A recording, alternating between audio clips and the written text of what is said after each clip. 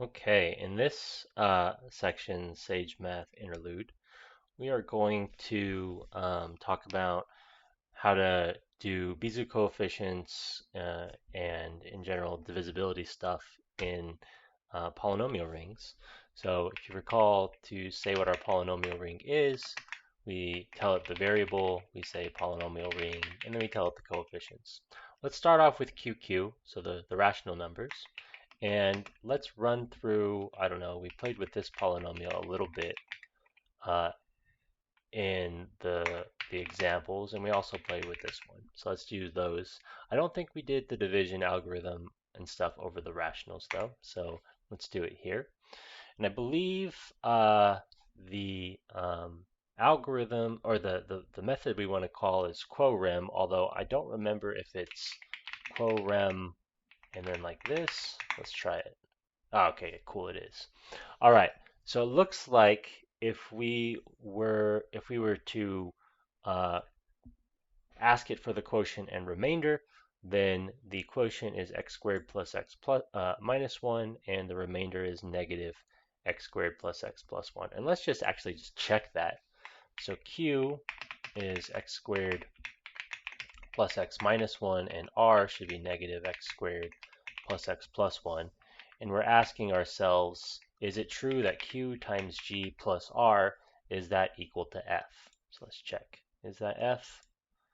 Looks pretty good. All right, and we could even ask to return a Boolean.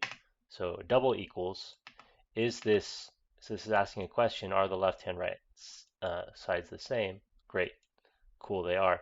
In fact, we can do even better if we had, let's go back a little bit here. If we have this quo-rem, this returns an ordered pair, and so we could say, hey, my q is going to be the first thing in that list, and then my r is going to be the second thing in that list. And then we can ask it to print q and r for us. All right, q is there, r is there. Fantastic. All right, so we can play with it this way. Let's run the Euclidean algorithm on this. So f and g, those are like our r is negative 2 and our r negative 1. Our r0 is the first remainder. So let's call this r0. Okay, that's our first remainder. Let's take a look at it real quick. Great. And now what we're going to do is we're going to divide g by r0. And let's see what we get. All right, so we get something. We get the quotients negative x minus 1, and the next remainder here is 3x plus 1. Okay, cool. So the remainder is non-zero, so I'm going to do the same thing. I'm going to let r1 be the remainder of that process.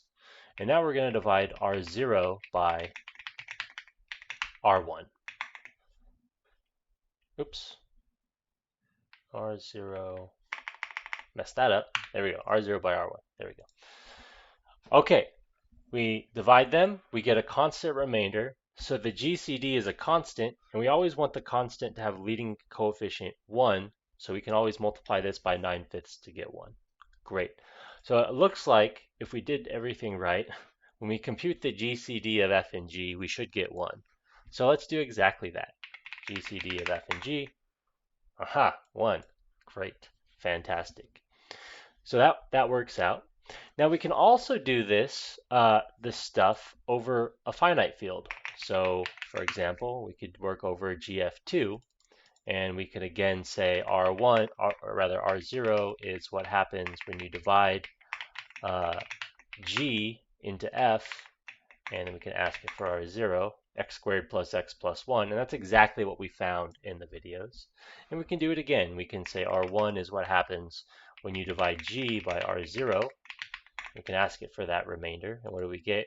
We get x plus 1. That's exactly what we found in the videos. And if we did R2, which is what happens when we divide R0 by R1, we're going to get exactly, we should get exactly 1, because that's what we found the GCD to be.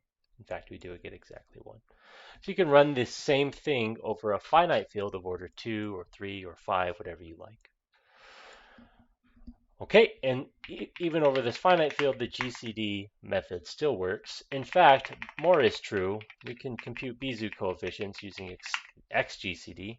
X stands for Extended Euclidean Algorithm. which is sometimes what that process that we just talked about in the last video is called. And what it returns for you is the GCD, as with the integers, the Bezier coefficients for f and g in that order. So what I can do is I can assign a list to it. So what this is going to do is it's going to say, hey, I want D to be the first thing here, a 1. I want P to be the next thing here, this guy, and I want Q to be the last guy here. And we can ask ourselves what we computed already, what is P times F plus Q times G? We should get 1. In fact, we do. And we can ask, is that equal to what it's giving us as the GCD, which is 1, and it should also return true. So the point with this SageMath interlude is just that a lot of the methods we've been using still work in the context of polynomials.